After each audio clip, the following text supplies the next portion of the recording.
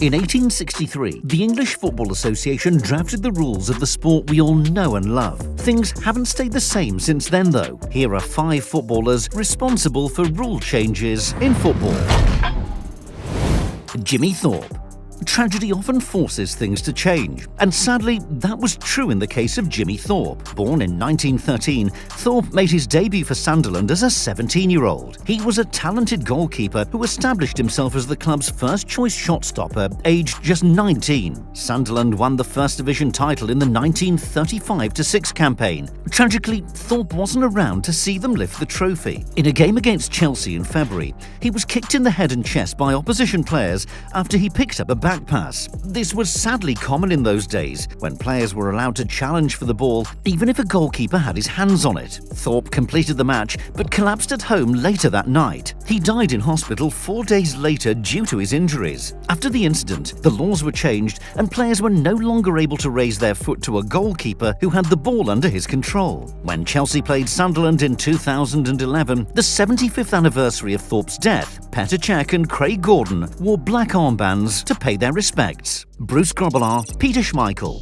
In 1992, football administrators made a decision that changed the game forever. No, we don't mean the creation of the Premier League. We're talking about the introduction of the back pass law. For most of football's history, goalkeepers were allowed to pick up the ball when it was passed back to them by a teammate. This was often used as a time-wasting tactic. In a match for Rangers in 1987, Graham Souness booted the ball back to the keeper from inside the opposition's half. Souness probably learnt the trick at Liverpool.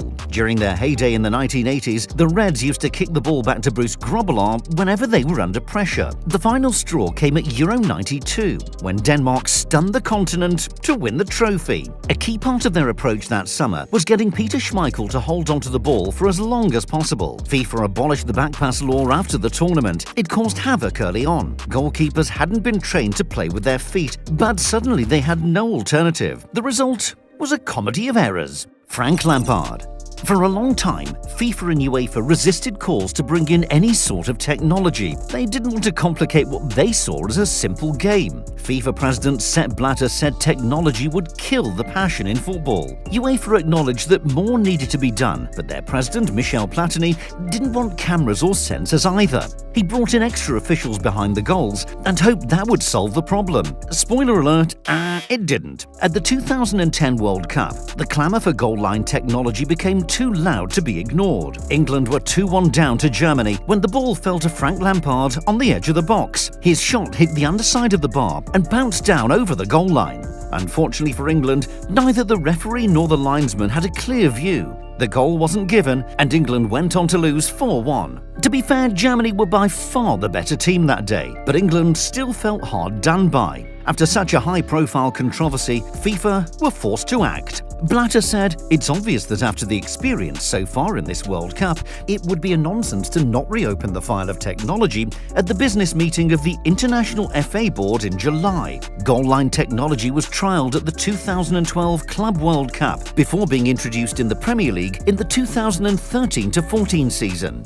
Bill McCracken. The offside rule is a vital part of football. It prevents goal hanging and encourages better football. Without it, teams would just boot the ball long to a centre forward standing next to the opposition's goal. Offside has been tweaked several times throughout the game's history. Today, a striker needs 2 players between him and the goal when he receives the ball. Before 1925, it had to be 3 players. The man most responsible for the change was Bill McCracken. The Newcastle defender was a master of the offside trap. He knew exactly when to step up and leave opposition forwards in an offside position. McCracken shouldn't be criticised for that. He didn't break any rules. His defensive ability helped Newcastle win 3 league titles and an FA Cup. The authorities had considered changing the offside rule before. It was first discussed way back in 1893, but it was only because of McCracken's mastery of the offside trap that the lawmakers felt compelled to act. Jean-Marc Bosman. Now, every football fan has heard of Jean-Marc Bosman, even though they probably couldn't name any of the clubs he played for. In case you're wondering, it was Standard Liège, RFC Liège, Saint-Quentin, Saint-Denis, and Olympique Charleroi. When Bosman's contract at RFC Liège expired in 1990, he wanted to join Dunkirk, but Liège demanded a transfer fee which Dunkirk weren't willing to pay.